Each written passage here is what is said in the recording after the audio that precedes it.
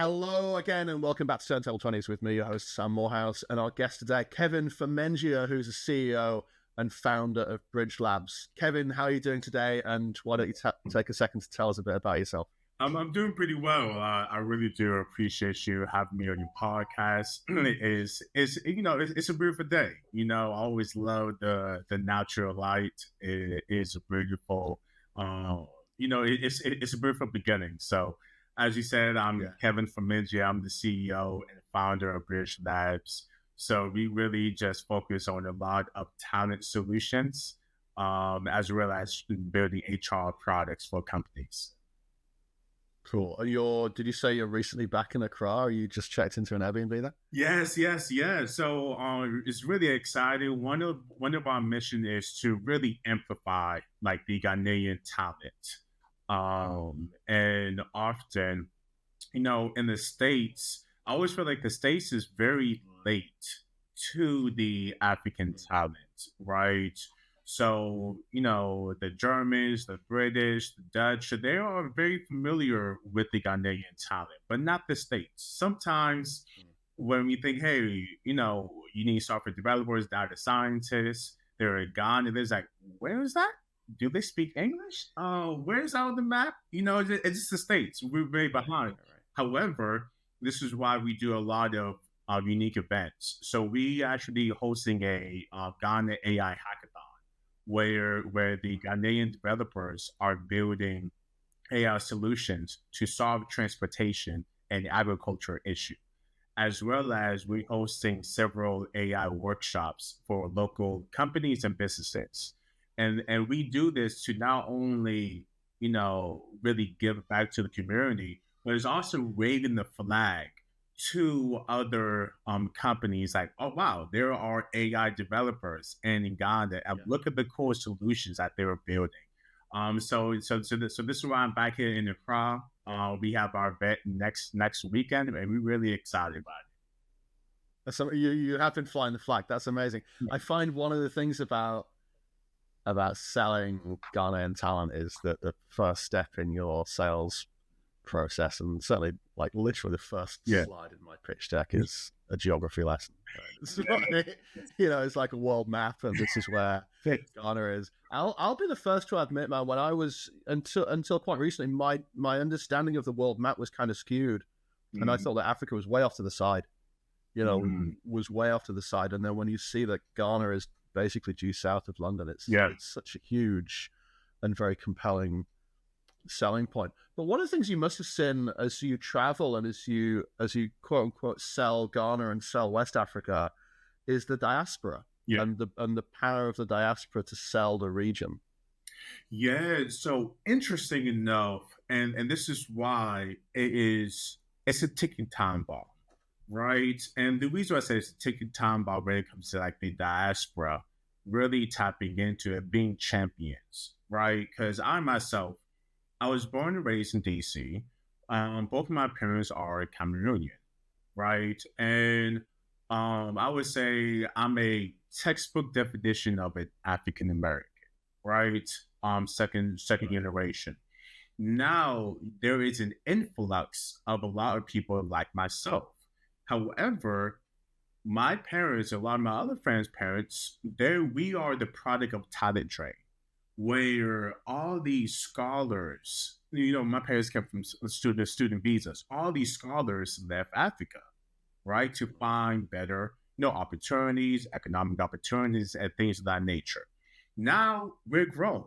Now we are essentially the decision makers, right? So now you see a lot of executives, managers, people founding companies that was born and raised in the diaspora. Now we coming back. So now we're waving the flag, now we're waving the flag. We see a lot of these push and pull factors. And now, interesting enough, what's so unique about the United States, and now more people are tapping into, one of the greatest assets that the United States have in the diaspora is historically Black colleges, HBCUs. HBCUs. No other country has HBCUs. There are over 100 HBCUs in the States. So now you're seeing a lot of these academic scholars, these professionals saying, hey, let's open up satellite campuses in Africa. Let's actually engage with African universities.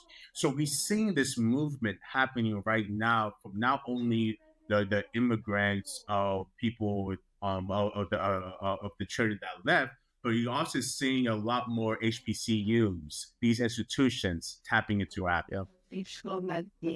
Yeah, I didn't know that was happening. My personal favorite HBCU is Moorhouse. Oh, nice. Well, Nothing to do with me, my family. Yeah. Yeah, I didn't know that those university links were being built. So as the child of an immigrant, do you feel a connection to your? It's kind of a personal question, I guess, like a connection to Cameroon in a way that's maybe different to your parents. Do you feel like an obligation to go back and reconnect? It's quite interesting. I actually do not feel an obligation to go back to reconnect. And the reason I say that is because, you know, my parents raised me as an American, right? They came over, student visas, Howard University in the late 20s, right? So, and DC is already a melting pot, right? However, when it comes to understanding the world view, it's like where to grow a successful business, you need to expand your horizon, right? Apple didn't become a $1 trillion company only being in the States, right? Same thing with Walmart. Same thing with a lot of these multi international companies. So it's kind of tapping into my own culture. So it's not even that I don't feel obligated. I feel like it's a smart decision. It's really a smart decision to actually tap into uh, my parents' culture, the culture that is really closely related to me, because what? And by within 7 years, 1 out of 5 people in the world is going to be in Africa. And then you see like the digital transformation, and then you see a lot of these African currencies are improving. You see the infrastructure. It's kind of like, okay, this is a no brainer. Like a lot of these countries are are taking the same path that you saw what Singapore did, right? Or you see the same path you saw what India did. So this seemed like a good economic decision to actually tap into. It's funny, isn't it? I've heard people describe. I mean, Africa's a big continent, right? But I've certainly heard people describe Ghana as a sleeping giant, and I think I always say that because it's not sleeping at all. Mhm. I actually think it's because it's not. It's you that's. If you think that, you're asleep. Ah, I didn't wake my little tail behind up. Yes, Yeah, wake up because it's actually happening right now. yes. And if you don't know and you don't recognize, you're being left behind. hmm And I often find myself wondering why, when you and I are in very similar businesses, right? The business of identifying and training young people in West Africa and then putting them on an international stage so they can do excellent work and hopefully do excellent work and stay inside the country as much Yes. as much as they can or as much as they want to. Because I find that actually, I don't know your family, but maybe if the opportunities were in Cameroon to have great jobs, they might have wanted to stay. I certainly see amongst people in Ghana, there's an incredible national pride. I love their country. They want to stick around. They want to see it grow and help it grow. But as an African American from the United States, you must have seen great gaps and opportunities in the technology ecosystem in Africa. What was the trigger for you? What made you make the jump? So one of the biggest trigger for me is I am a huge competitor. I love to compete, right? And and to put some context in it, because I was born in the DMV area, like the DC and Maryland, Virginia area, I didn't have the same experience that other African Americans a lot of times have, like such as they did grow up with their black teachers, black dentists. No, like the counties that I live in is the wealthiest black counties in the world. I had a black dentist. I had the black teachers. I saw excellence around me from all different walks of life. But then when I left the DMV, we see, oh, this is what people were sharing, right, about some of their experiences. So when I was, in the when I was working for a company, a tech company, and there was looking to hire outsourcers, they were usually going to India and other places. And I thought to myself, it's like, why are we not accessing like Africa, but more importantly, West Africa? And then when I traveled and then thinking about it's like, no, this can happen. Because I grew up around excellence. You cannot tell me we cannot do it. It'd be one thing if I didn't see it. No, I experienced it. Oh wow. So now just infrastructure, operations, processes, and just believing in people. Just really having that empathy and believing in people, right? And that went a long way. So I was able to tap into, my own experiences and skill sets and seeing the gaps where I can fill it. Yeah, absolutely. And so are your folks remote? How have you handled those challenges? I mean, I know that at Turntable, we've spent an inordinate amount of money and time on infrastructure. And that's table stakes, right? Yeah. That's just a base expectation. But how have you handled remote work, a hybrid and office culture and Yes. We have partnered with several co-working spaces to really provide that structure, right? And so we've been very fortunate to have done that, as well as I know security is always an issue, especially a lot of times Ghana is an unfamiliar territory for a lot of our clients. So a lot of times we leverage like Amazon workspaces, right, to make sure that you have a little bit more visibility around when it comes to your IP and having visibility around what our developers are working on. You can always tap in, right? So, so we are able to provide that visibility and sometimes, a lot of times, reduce like that security risk. Um, and more importantly, we have really strong partners on the ground to make sure that, hey, there's a structure there. You come in at this particular time. There is someone that there to support you as well.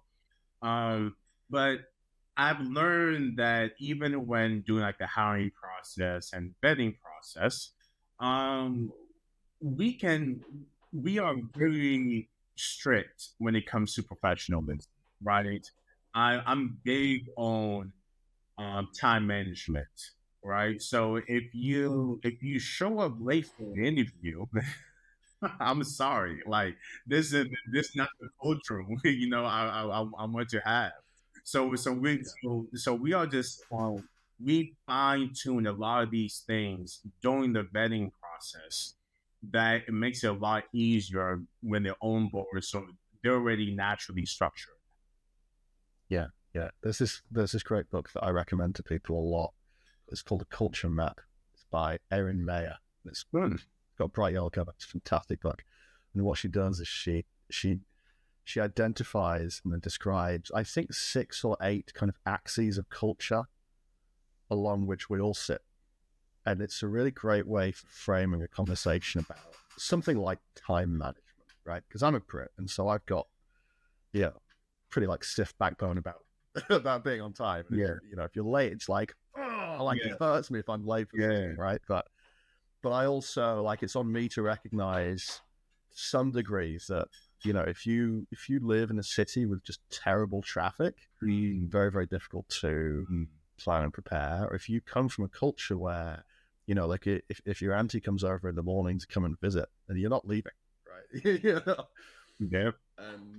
And so when we talk about time management or like approach to family or something like that, it helps me understand. It gives me a kind of framing of empathy, like how to have those conversations. But still, you do have to be on time.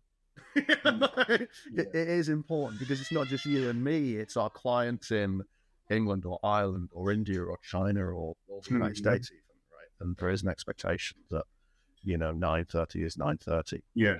But it's a great book. It's been very helpful for me. That's really interesting because I love culture. Like one of my majors was sociology. So yeah, so when you said that, I was like, that's really interesting. Yeah. I had a guy during COVID. We opened our office just before COVID started. Yeah. And I was working across. I'm in Brooklyn right now, Brooklyn or London, and the government in Ghana closed all of the offices, private businesses, so everyone's working from home, right? Mm-hmm. And I thought, oh, this is it. We gave it a go, but this is probably going to be it for Turntabl. And everyone was working from home, and we had a daily call. We had a shared Spotify playlist, like just trying to get the gang together, like just every day, just like in the trenches.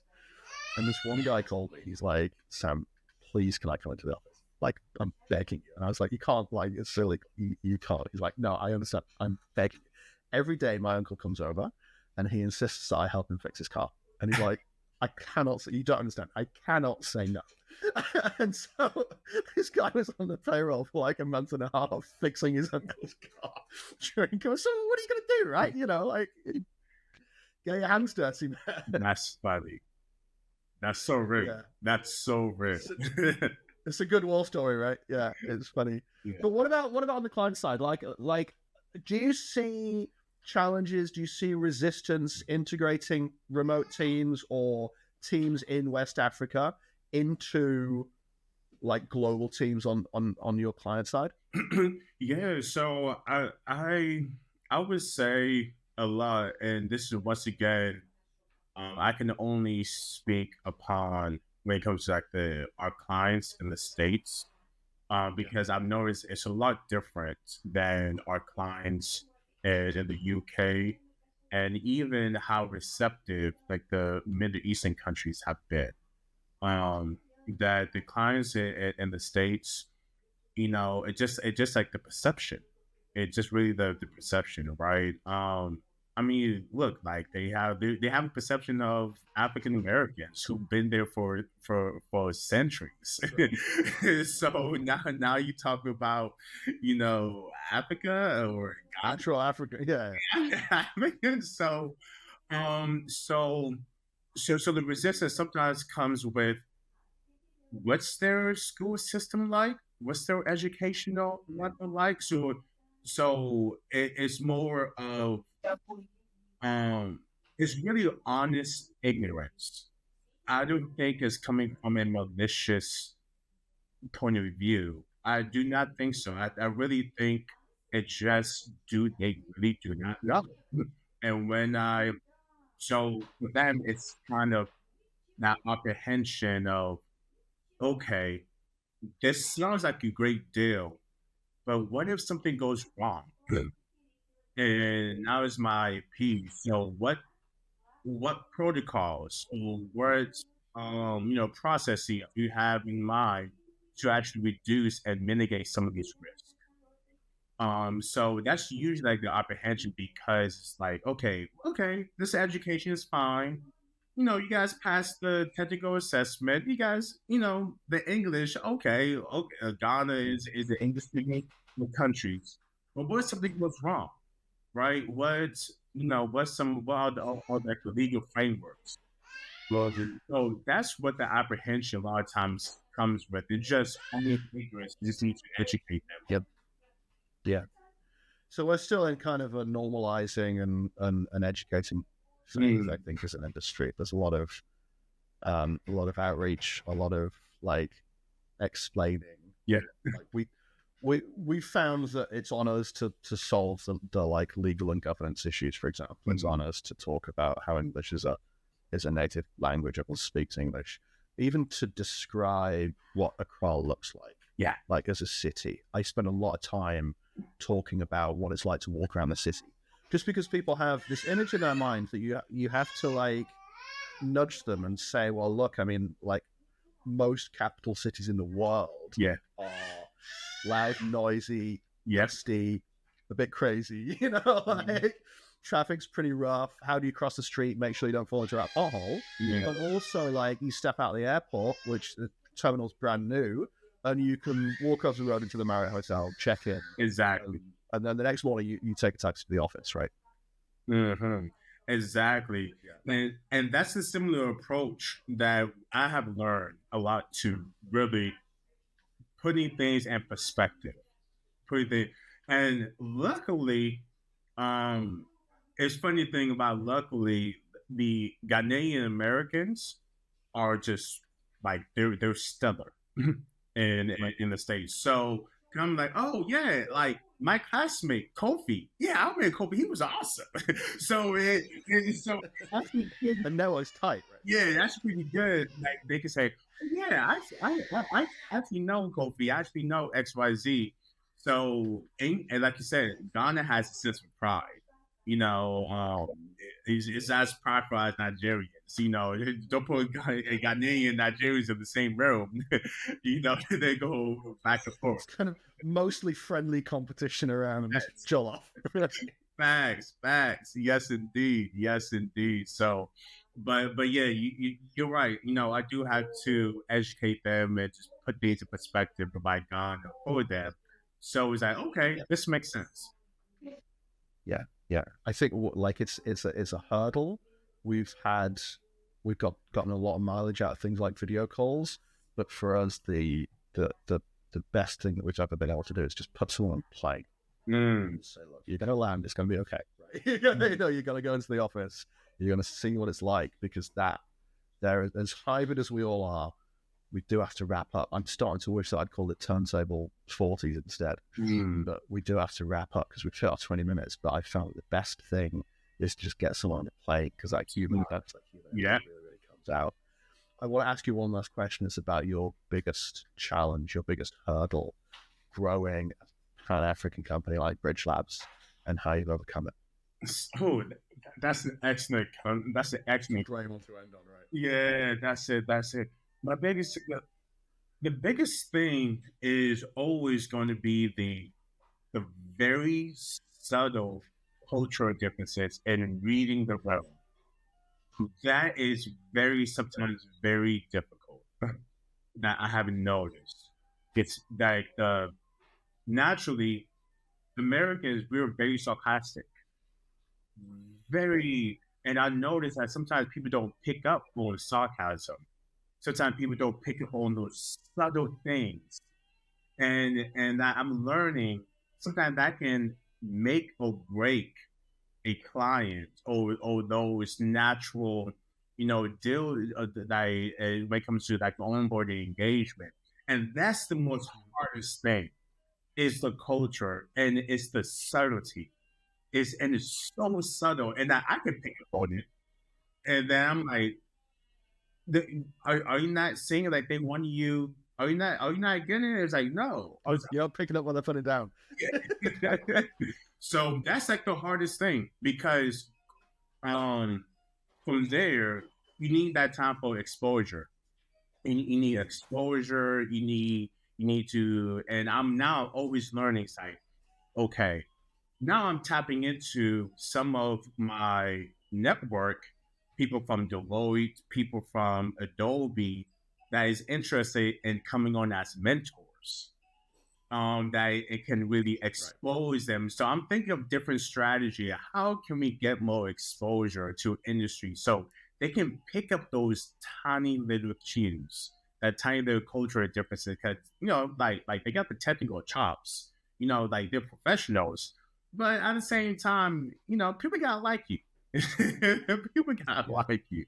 Yeah. So that's the hardest thing. That's really like the hardest thing.